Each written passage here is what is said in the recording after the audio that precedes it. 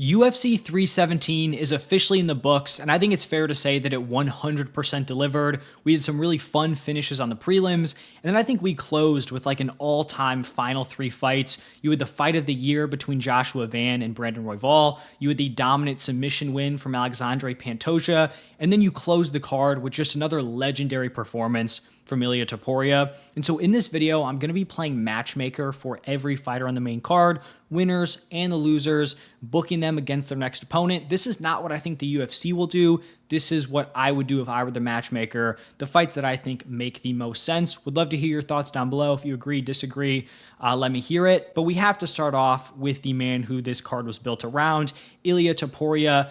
And I'm actually going to stray from what I think is going to happen. I think Ilia should be fighting Arman Tsarukyan. Now, it looks like Paddy's going to get the next shot. Like in Ilia's post-fight, he was essentially calling out both Arman and Paddy, and then Joe Rogan just instantly runs with the Paddy Pimlet call-out, which kind of makes me think he has someone in his ear telling him to, explore that option, especially with like all three of the potential options in attendance there. Now, I don't love it. I don't think Paddy's very deserving. I think getting a title shot off of a Michael Chandler win, especially this version of Michael Chandler, is pretty rough, especially because this is like arguably the best weight class in the UFC.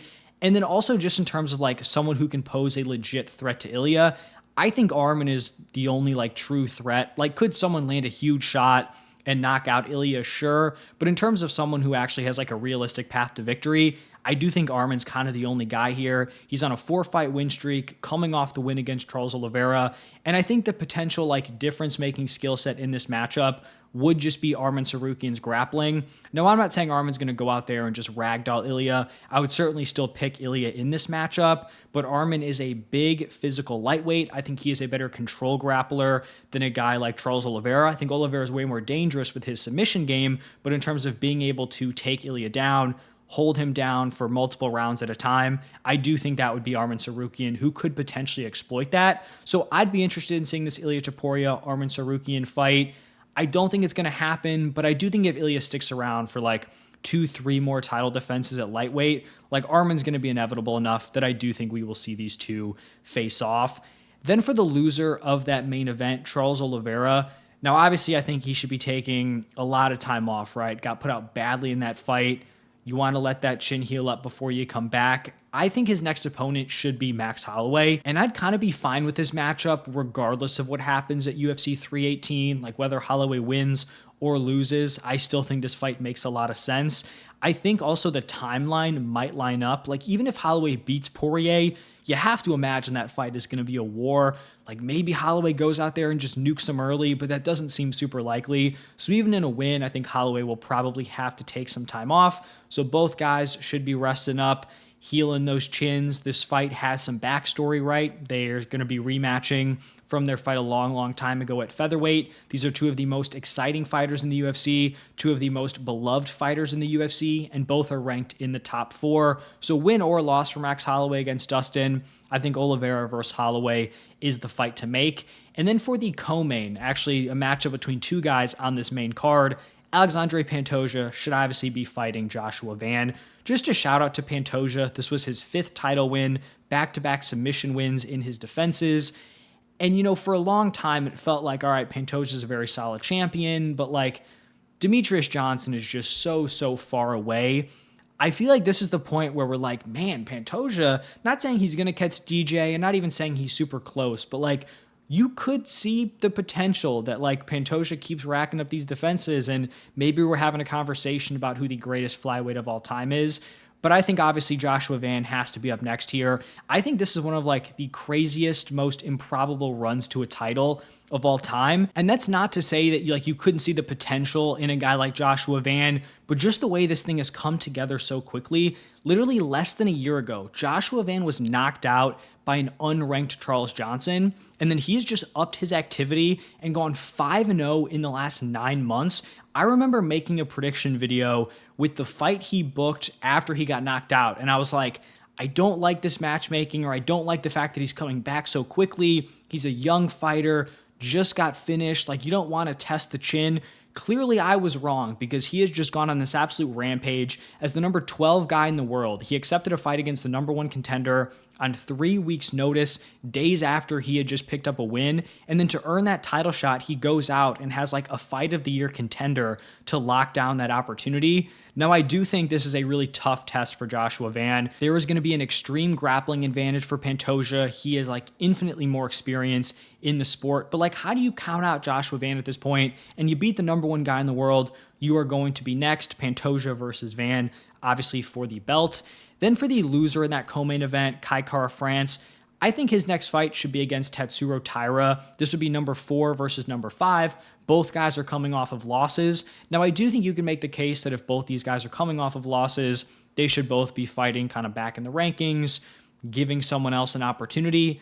The issue is just that flyweight doesn't have a ton of like top prospects who are like super deserving of a top 5 shot, like maybe Tagir Ulanbekov or like Ramazan Temirov, but like Tagir's coming off a not super impressive performance against a dude who was unranked. Temirov, I think, only has 2 wins in the UFC. So like Tatsuro Taira is still a fresh matchup for Pantoja. If he picks up a win here against Kai Kara-France, he would probably be next, unless Manel Kape can get his stuff together. But like Tatsuro Taira 6-1 in the UFC. His only loss was a split decision loss to Brandon Royval. Interesting striker versus grappler matchup. I do think this is a fight that makes a lot of sense. Plus Kai Kara-France didn't take a ton of damage. I know he got finished. Well, I guess he did get put out, but I think this is a fight that could definitely happen here at flyweight. And then looking at that third fight, obviously we already talked about Joshua Van. I think Brandon Royval should get rebooked against Manel Kape. Royval's always going to be must-see TV. I actually do think he has like a championship level skill set. He just doesn't quite harness it and fight in the way that I think he needs to. It's like he wants to go out there and have these super entertaining fights. I think he'd probably be better off really just like staying on the outside, using his southpaw long frame to just kind of pick at dudes and fight like a lower volume fight, but it's just not his style. And as a fan, I obviously would love to see him go out there and just get into these brawls, fight after fight. I do think it makes sense to rebook this one. Kape has back-to-back knockout wins. He has won 6 of his last 7. The only loss being a very close fight against Mohamed Mokaev. I think this Royval-Kape matchup is a matchup that does have fight of the night potential, and we just need Manel Kape and honestly Royval to like just make it to fight day. Like Kape has this bad rep for being someone who just pulls out a million times. He has pulled out of 4 fights, but he's also just been very, very unlucky where he has had 11 total cancellations, but the majority of those have actually not been his fault. Obviously, this most recent one was him pulling out with injury, but if we can just get these 2 to fight day, I think they're going to have a really, really entertaining matchup. And then let's talk about Beneil Dariush here. Nice comeback win, clearly lost the first round, got dropped, wins the second and third to win the decision. I think Beneil Dariush should be taking on Grant Dawson. With how inactive Beneil has been, this is his first win, and since I think like 2022, I think it's pretty unlikely that he's going to get like a big name to fight up. Because like if you're fighting ahead of where he's ranked, you're taking on like a Justin Gaethje, a Dan Hooker, and I just don't really think he's going to be getting those matchups. Charles again, like I just don't think he's marketable enough to take on those big names. But for Grant Dawson here, he's ranked number 13. He's on a 3-fight win streak. He has won 6 of his last 7. Obviously, coming off a 3-fight win streak, he should be fighting up in the rankings. These are 2 guys with very impressive grappling. Grant Dawson really going to want to get his wrestling going, take the back. Beneil Dariush has been a tough guy to do that against, as we've seen with his matchups against Mateusz Gamrot, Renato Moicano. Like I said, I don't think Dariush is fighting up. Might as well take on someone below him on a solid win streak. Grant Dawson, not a huge name, so if you're going to push him up, you're probably going to give him an opportunity against a guy like Beneil. And then the loser of that fight, Renato Moicano, I think he should be taking on Firas Ziam. Moicano ranked number 11, now on a 2-fight losing streak, should probably be fighting outside the rankings. Ziam is on a 5-fight win streak, and I just think this is a pretty competitive matchup. Firas Ziam typically goes out there, mixes it up, probably the cleaner striker, but like doesn't have elite takedown defense, is a solid grappler, but like I think it'll be interesting to see how that fight would play out. I think Ziam is super deserving of a shot in the top 15, and I think at this point, Moicano's probably defending that spot with someone outside the rankings. Then for Payton Talbott, I was super impressed with this win. I picked Felipe Lima. I was very high on Felipe Lima as a prospect.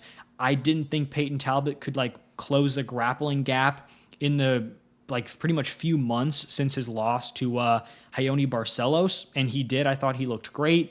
And he called for this fight against Adrian Yanez. And I like when guys go out there, make a call out, and when it's realistic, I feel like they should be rewarded with that matchup. I also just think this fight is fireworks. Two very dangerous, fun strikers. Typically, you have guys trying to take them down. I don't think these dudes are going to be shooting takedowns in this matchup. Yanez kind of on a rough stretch as of late, but like coming off a very competitive split decision loss to a very solid Daniel Marcos. So maybe if you're like Yanez's team, you don't love this matchup, but I think it's a fun fight. I like that Payton called for it. I'd be very cool seeing this happen. And then for Felipe Lima, like I said, I was very high on him. Didn't really love his performance. I think actually he has a skill set where like if they fight 100 times, I don't think, Talbott's beating him like 70, 80% of the time. I think Lima was having success on the feet. I think he forced some things in the grappling department that he didn't need to, but he's a young prospect. So is Talbott. You live and you learn. This matchup against Brady Hiestand that I think should happen here. It's two young prospects, both guys who fight at a high pace. Hiestand is on a 3-fight win streak. He's an absolute dog. He's had these fights where he gets dropped, goes down early, then comes back and finds these like super improbable finishes. So I just think this would be a really fun matchup. Both guys could find a finish, but I think more than likely this is a fight that goes into the later rounds and is, potential fight of the night if these two were to face off. And so that's going to wrap it up for my post 317 matchmaking. Would love to hear your thoughts. Do you agree, disagree with my picks? But thank you all for stopping by, and I'll see you in the next one.